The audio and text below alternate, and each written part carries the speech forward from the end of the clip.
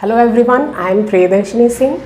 In today's video, I will share with you the important topics of biochemistry.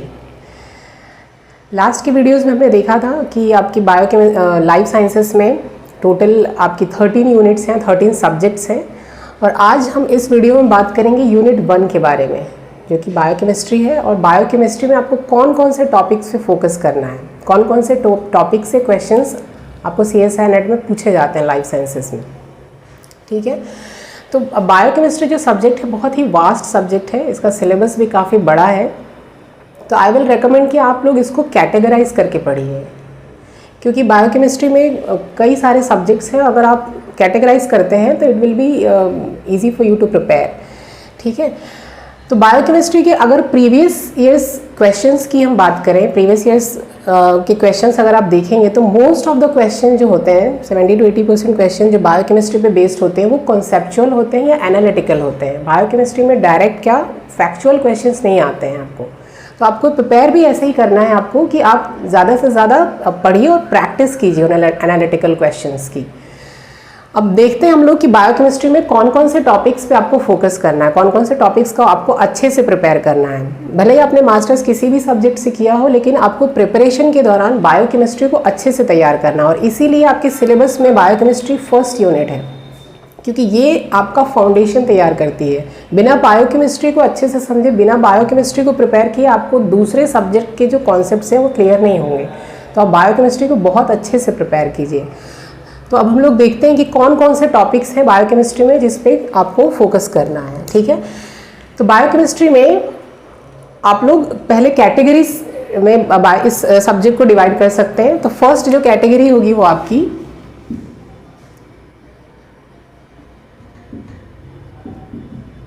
Chemistry.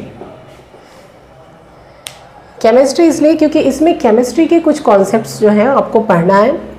जैसे कि आपको chemistry में जो केमिस्ट्री वाला पार्ट है बायोकेमिस्ट्री का, उसमें क्या क्या पढ़ना है मैं आपको बता देती हूँ। कि जैसे पीएच, बफर्स क्या है, बॉन्ड्स क्या है, van der Waals interaction, hydrophobic interaction, covalent bonds, इन सबको अच्छे से पढ़ना है। एटम्स, मॉलिक्यूल्स, इसके अलावा थर्मोडायनेमिक्स के प्रिंसिपल्स को आपको अच्छे से पढ़ना है। जैसे गिब्स फ्री एनर्जी क्या है, गिब्स फ्री एनर्जी पे बेस्ड क्वेश्चंस कई बार आते हैं। एंथैल्पी क्या है, एंट्रोपी क्या है। तो केमिस्ट्री वाले पार्ट में आपको ये सारी चीज़ें पढ़नी है। नेक्स्ट जो आपकी कैटेगरी है बायोकेमिस्ट्री में वो है बायोमॉलिक्यूल्स। बायोमॉलिक्यूल्स में आपको जितने भी बायोमॉलिक्यूल्स हैं जैसे कि carbohydrates, lipids, amino acids, nucleic acids और वाइटामिन्स, इन सबको अच्छे से करना है। और इनमें भी जो कार्बोहाइड्रेट है उसको आपको ज़्यादा फोकस करना है।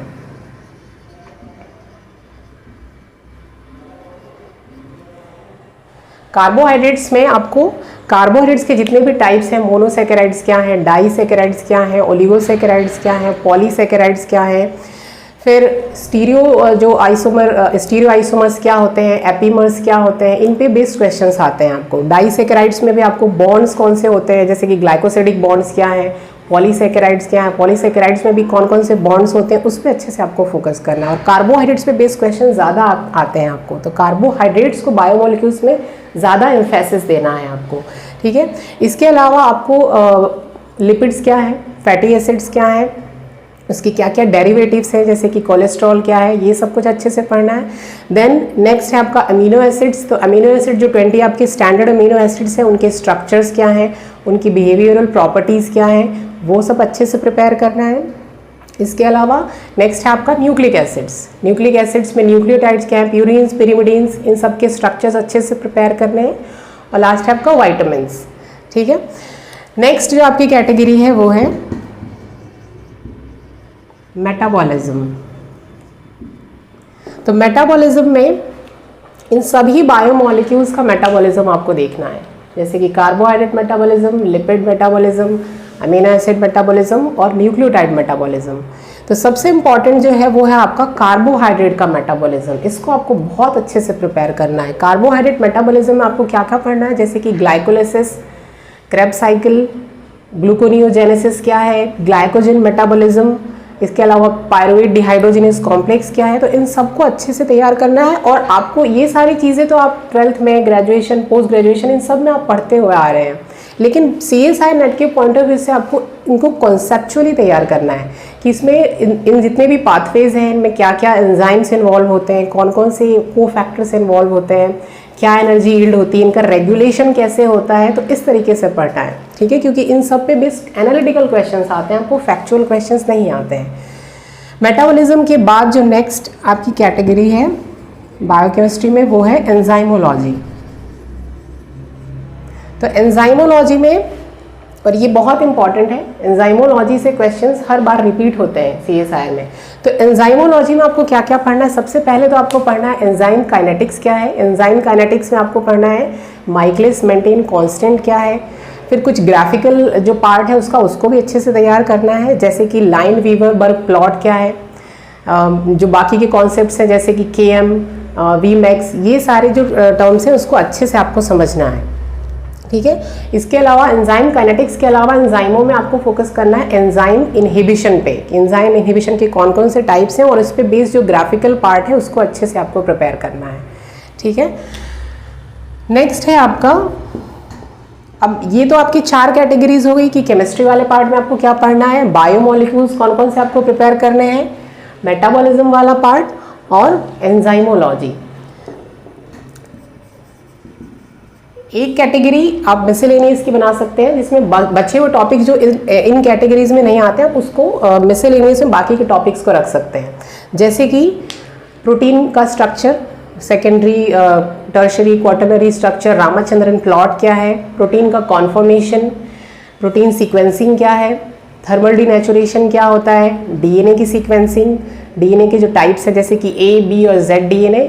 तो मिसलेनियस में आप ये सारे टॉपिक्स को रख लीजिए। तो ये इस तरीके से आप बायोकेमिस्ट्री जो आपकी फर्स्ट यूनिट है उसको आप 5 कैटेगरीज में डिवाइड करके पढ़िए, और ज़्यादा से ज़्यादा आप इसमें एनालिटिकल पार्ट पे फोकस कीजिए, क्योंकि इसमें क्वेश्चंस आपको एनालिटिकल या एक्सपेरिमेंटल क्वेश्चंस आते हैं। तो आप पहले कॉन्सेप्ट्स को क्लियर करिए। इसके लिए मैंने आपको बुक्स भी बता दी हैं कि बायोकेमिस्ट्री के लिए आप 2 बुक्स रेफर कर सकते हैं, एक लेनिंजर, नेल्सन एंड कॉक्स, और दूसरी बुक है वॉइट एंड वॉइट। तो एंजाइमो और लेनिंजर स्पेसिफिकली आपको मेटाबॉलिज्म वाले पार्ट के लिए, और एंजाइमोलॉजी के लिए आप लेनिंजर को अच्छे से पढ़िए।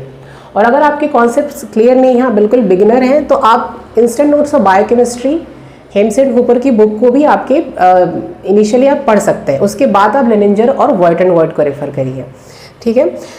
कॉन्सेप्ट्स को क्लियर करने के बाद आप प्रीवियस ईयर्स के क्वेश्चंस को सॉल्व करिए एज मच एज पॉसिबल, जिससे आपको कॉन्फिडेंस बिल्ड होगा कि हाँ these question they are doable. Generally क्या होता है कि स्टूडेंट्स बायोकेमिस्ट्री को स्किप करते हैं क्योंकि इस पे बेस्ड क्वेश्चन जो हैं वो ज़्यादा एनालिटिकल होते हैं, लेकिन आपको सिर्फ स्कोर्स के टर्म्स में नहीं देखना है कि ये स्कोरिंग है तो इसलिए पढ़ना है, क्योंकि बायोकेमिस्ट्री आपको इसलिए भी पढ़ना है क्योंकि बायोकेमिस्ट्री आपका जो है ये फाउंडेशनल सब्जेक्ट है। बायोकेमिस्ट्री को अच्छे से प्रिपेयर किए बिना आपको दूसरे जो सब्जेक्ट्स हैं जैसे कि सेल बायोलॉजी है या मॉलिक्यूलर बायोलॉजी है, वो उनके कॉन्सेप्ट्स भी क्लियर नहीं होंगे। क्योंकि अगर आपको जैसे कि बात करें बायोमोलिक्यूल्स, तो अगर आपने प्रोटीन्स नहीं पढ़ा है, लिपिड्स नहीं पढ़ा है, तो जब आप सेल बायो पढ़ेंगे तो सेल बायो में भी आपको पढ़ना है कि मेम्ब्रेन लिपिड्स क्या हैं, मेम्ब्रेन प्रोटीन्स क्या हैं, तो वहाँ भी आपको कॉन्सेप्ट्स क्लियर नहीं होंगे।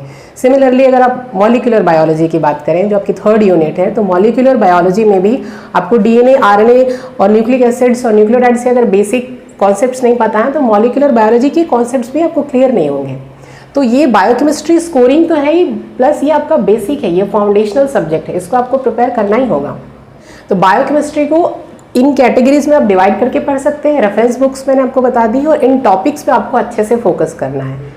अब इस सब्जेक्ट की अगर बात करें बायोकेमिस्ट्री की, तो ये बहुत ही स्कोरिंग है आपके लिए। सिर्फ बायोकेमिस्ट्री से ही पार्ट बी और पार्ट सी में आपके 40 to 45 मार्क्स के क्वेश्चंस आपके आते हैं। तो ये आपके लिए बहुत ही स्कोरिंग होगा, प्लस ये आपका फाउंडेशन भी तैयार करेगा बाकी के दूसरे सब्जेक्ट्स के लिए, ठीक है। तो आज की वीडियो में हमने देखा कि बायोकेमिस्ट्री में आपको कौन कौन से टॉपिक्स पे फोकस करना है और कैसे पढ़ना है, कौन सी बुक से पढ़ना है। Thanks for watching this video, all the best.